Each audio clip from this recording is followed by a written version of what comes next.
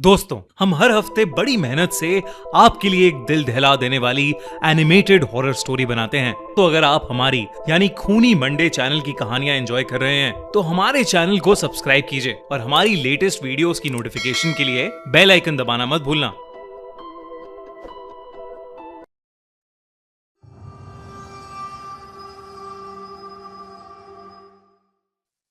आरफ 14 साल का था। वैसे तो पढ़ने में वो काफी होशियार था, पर वो मैथमेटिक्स के सब्जेक्ट में बहुत वीक था। इसलिए वो हर शाम स्कूल के बाद अपनी कॉलोनी के पास वाली एक पुरानी अपार्टमेंट बिल्डिंग के तीसरे फ्लोर पर महेश सर से मैथ्स ट्यूशन पढ़ने जाता था। महेश सर का फ्लैट एक छोटा सा 1 BHK था। एक ड्राइंग रूम था जहां वो बैठकर बच्चों को पढ़ाते थे। उसके साथ एक छोटी सी किचन थी और एक पतली सी गैलरी जो बेडरूम तक जाती थी। उनकी बिल्डिंग लगभग 30 साल पुरानी थी। दीवारों का पेंट उतर चुका था और सीढ़ियों में हमेशा नमी की बदबू रहती थी। लेकिन महेश सर उस बिल्डिंग के सबसे मशहूर ट्यूशन टीचर थे। लोग कहते थे कि उनके यहां पढ़ने वाला हर बच्चा क्लास में टॉप करता है। महेश सर अकेले रहते थे। उनके बीवी बच्चे नहीं थे। वो हमेशा ही बहुत शांत रहते थे, कभी चिल्लाते नहीं थे, कभी किसी बच्चे पर हाथ नहीं उठाते थे। पर 2 बातें सबको अजीब लगती थी।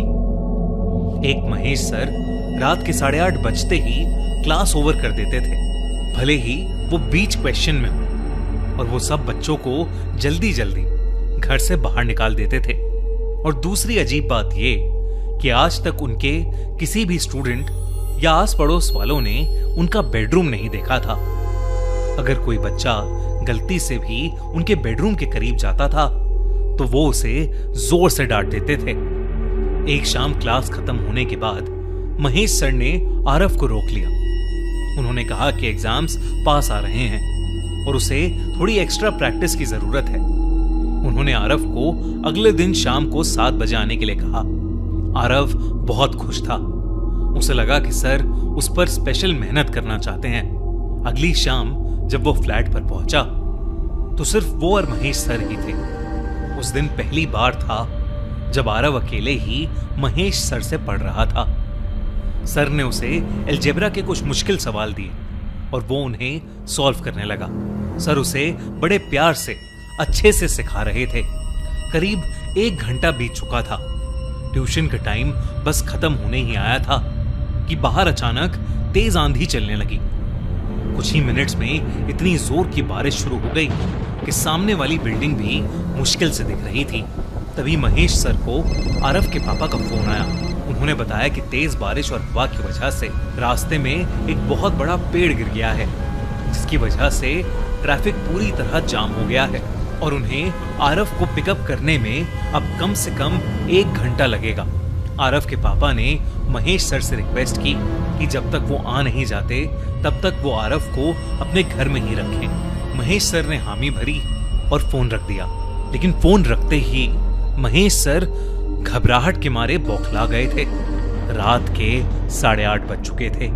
महेश सर ने घर के सारे खिड़की दरवाजे बंद किए, ड्राइंग रूम का दरवाजा अंदर से लॉक किया और कुछ पल चुप खड़े रहे। ऐसा लग रहा था कि जैसे वो किसी बात का इंतजार कर रहे हों।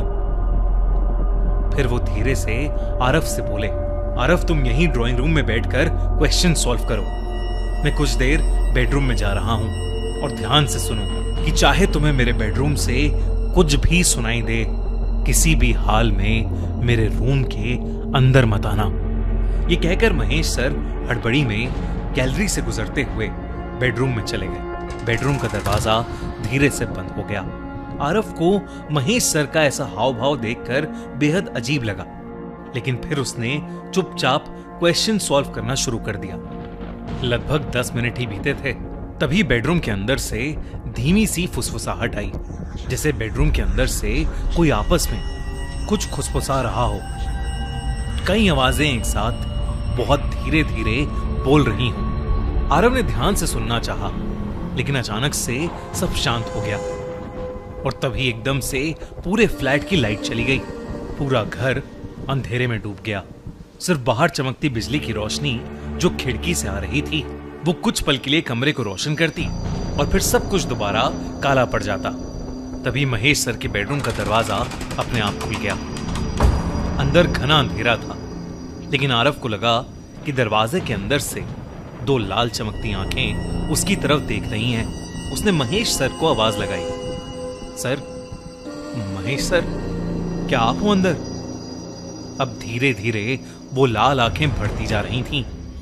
2 से 4, 4 से 8 और 8 से 16। तभी एक तेज बिजली कड़की और उस बिजली की चमक में आरव ने बेडरूम के अंदर कुछ ऐसा देखा जिसे देखकर वो सुन पड़ गया। बेडरूम के अंदर आरव को अपनी उम्र के ही कई सारे बच्चे दिखे।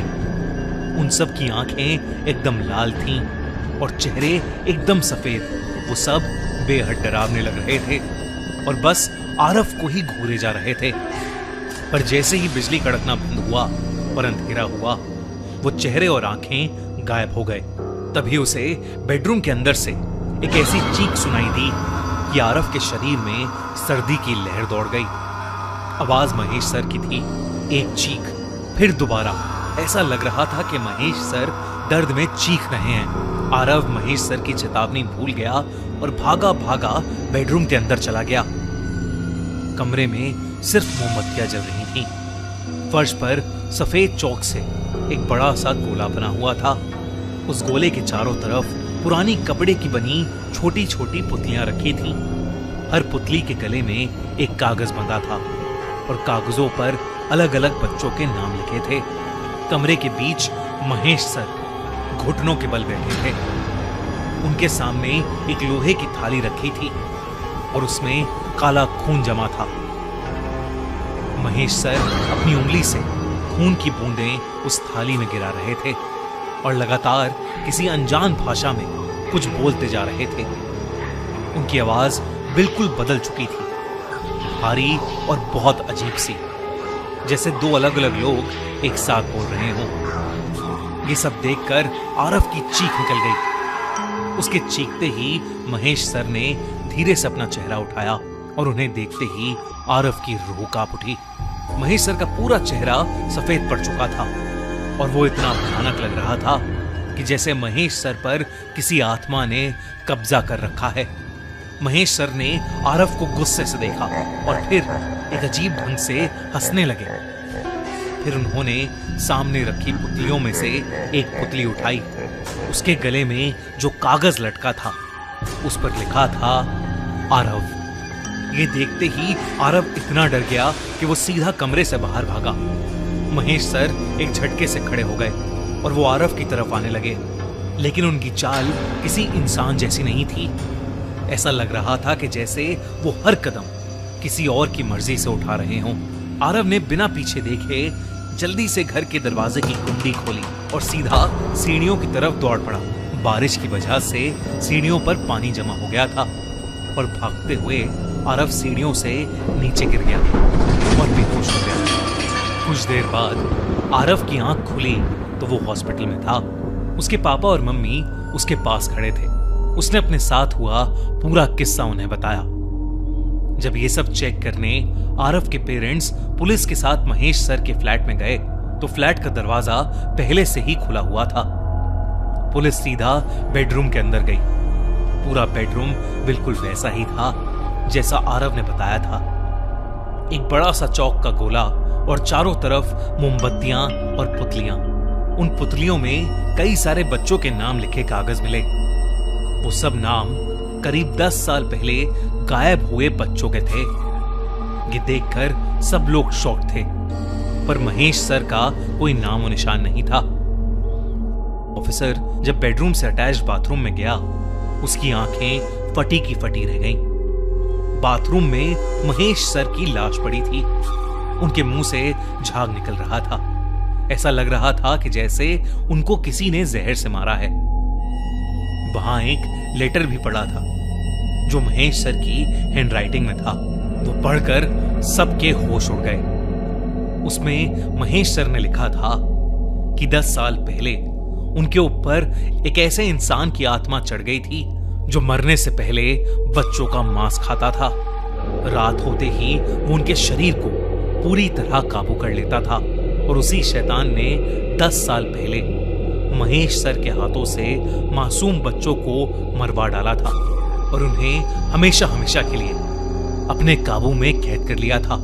पर अब उनसे ये सब सहन नहीं हो रहा और ताकि वो किसी और बच्चे को ना मार दें, वो खुद अपने प्राण त्याग रहे हैं। ये लेटर पढ़कर सब लोग हैरान थे और इस इंसिडेंट के बाद इस अजीब से केस को यहीं क्लोज कर दिया गया।